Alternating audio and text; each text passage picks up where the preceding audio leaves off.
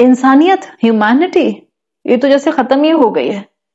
اللہ کے رسول صلی اللہ علیہ وسلم کی تعلیمات کی سچائی آج ہمارے سامنے مینیفیسٹ ہو رہی ہے.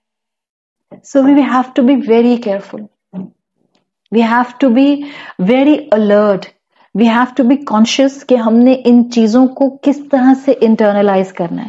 امام ابو حامد الغزالی، جن کو آپ امام غزالی کے نام سے جانتے ہیں، آپ سب نے ان کی کتابیں سنی ہوں گی، پڑھی ہوں گی.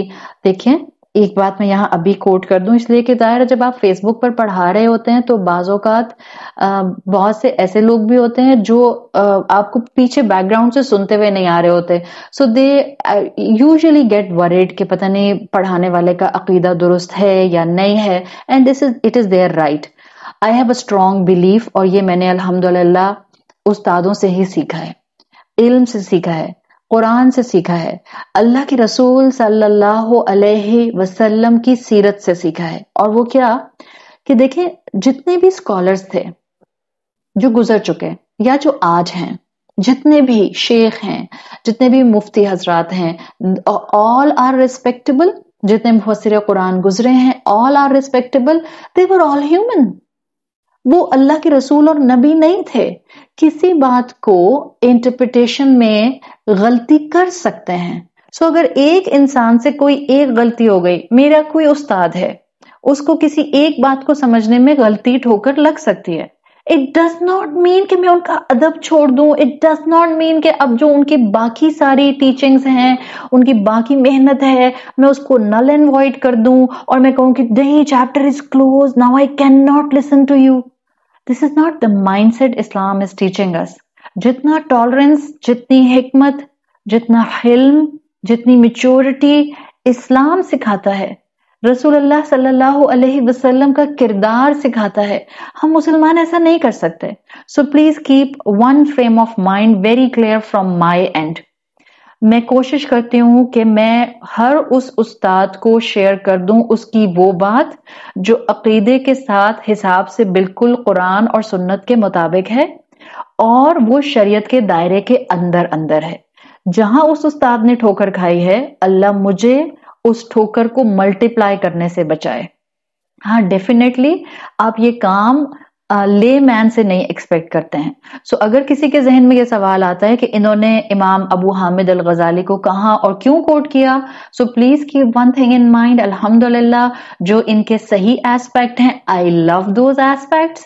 جس طرح سے امام ابو حامد الغزالی نے ریشنل تھنکنگ اسلام کو دی، مسلمانوں کو دی، جو اس وقت کے مسلمانوں کی ضرورت تھی، اور آج تک ہم فائدہ اٹھا رہے ہیں اس سے.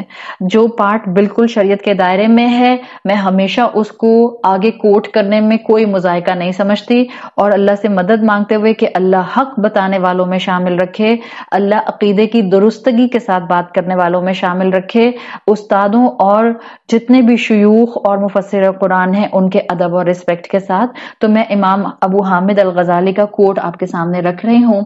وہ اپنی کتاب میں مینشن کرتے ہیں، العلم بلا عمل جنون.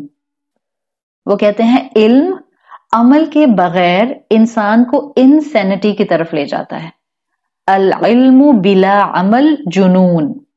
علم بغیر عمل کے it will be completely insanity، جنون، پاگل پن.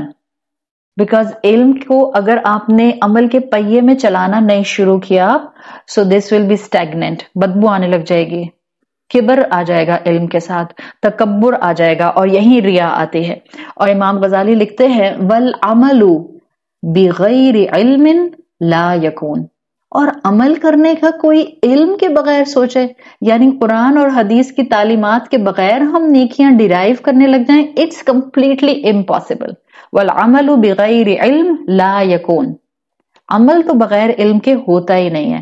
اسی لیے ہم الحمدللہ ود کلیئرٹی آف تھاٹ ہیں کہ انسانیت کی خدمت کی جائے گی، لیکن اسی دائرے کے اندر جو دائرہ اللہ کے رسول صلی اللہ علیہ وسلم نے دیا ہے. وہی چیز نیکی ڈکلیئر ہوگی جس پر سٹیمپ آف اپروول اللہ کے رسول صلی اللہ علیہ وسلم کا لگا ہوا ہے. اور جب ہم یہ چیزیں سمجھ جاتے ہیں تو الحمدللہ ہمیں خود بخود کلیئرٹی آف تھاٹ آنے لگ جاتا ہے. تو جو شخص علم رکھتا ہے، اٹس ویری امپورٹنٹ، یہ ہم سب کے لیے ہے. اللہ کے رسول وارن کر کے گئے تھے کہ علم اٹھا لیا جائے گا اور فتنے اور جہالت پھیل جائے گی. آپ اور میں نہیں چاہتے کہ ہم اس اینڈ آف ٹائمز کے اندر ان لوگوں کی کیٹیگری میں آئیں جن کے پاس علم تھا، عمل نہیں تھا. جو شخص بھی آج علم رکھتا ہے اور اس پر عمل نہیں کرتا، اس کی مثال پتہ ہے کیسے ہے؟ بعض اوقات ہمیں اپنی ورلڈلی ایگزامپلز بڑی کلک کرتے ہیں. اس کی مثال بالکل ایسے ہے کہ وہ بیمار تھا، میڈیسن اس کے سامنے رکھی تھی اور وہ میڈیسن لے کر اپنے آپ کو شفا یابی کی طرف لا سکتا تھا، مگر اس نے اس میڈیسن کو ہاتھ لگانے کی ضرورت نہیں کی. دس از دا سیم انالوجی جو کہ اس انسان پر فٹ ہوگی جس نے علم حاصل کیا اور اس علم کے مطابق عمل نہیں کیا، جو سیرت رسول پر کتابوں کی کتابیں پڑھ گیا، جو سیرت رسول پر پورے لیکچرز کے لیکچرز دے گیا، جو سیرت رسول پر کورسز کے کورسز کر کے best of the best certificates لے گیا، لیکن اس نے اخلاق رسول نہیں سیکھا. اس کے اندر نرمی نہیں آئی، اس کے اندر درگزر کرنا نہیں آیا، اس کے اندر جھکاؤ شخصیت کا نہیں آیا، اس کے اندر لوگوں کا اکرام، ان کی عزت کرنا نہیں آیا. کیا فائدہ ایسی سیرت رسول پڑھنے کا؟ سوچیں، امام ابن القیم کا کوٹ آتا ہے جس کا ترجمہ میں آپ کے سامنے رکھ رہی ہوں. امام ابن القیم کہتے ہیں کہ اگر علم عمل کے بغیر، لسن کیئرفلی، امام ابن القیم کہتے ہیں اگر علم، نالج، عمل کے بغیر فائدہ دیتا ہوتا تو اللہ تعالیٰ اہل کتاب کے علماء کو کبھی بھی قرآن میں کنڈیم نہیں کرتے.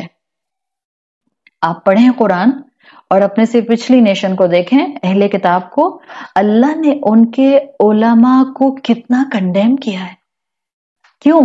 اس لیے کہ ان میں علم تھا، عمل نہیں تھا. تو امام ابن القیم لکھتے ہیں کہ اگر علم عمل کے بغیر نفع دے سکتا تو اللہ اہل کتاب کے علماء کو کبھی کنڈیم نہ کرتا، کہ علماء کو کبھی کنڈیم نہ کرتا. اور وہ کہتے ہیں کہ اگر عمل بغیر اخلاص کے فائدہ دیتا تو اللہ قرآن میں منافقین کی کبھی مذمت نہ کرتا. پھر اللہ کو کیا برا لگتا اور اللہ کیا فرق کرتا بٹوین مومن اینڈ منافق؟ کتنی گہری بات کی ہے امام ابن القیم نے کہ اگر علم کافی ہوتا عمل کے بغیر تو اہل کتاب کے ریبائز کو کنڈیم نہ کیا جاتا، اور اگر عمل کافی ہوتا اخلاص کے بغیر تو اللہ منافقین کے لیے یہ نہ کہتا کہ وہ جہنم کے سب سے نچلے حصے میں، وہ جہنم کی بیسمنٹ میں ہوں گے. So that's the point to understand. اگر ہم چاہتے ہیں کہ ہم ایمان کے ریا سے بچیں، سمپل طریقہ، attach yourself as a student with قرآن، اور پھر جو علم حاصل کریں پلیز اس کو اپنے عمل میں لانا شروع کر دیں.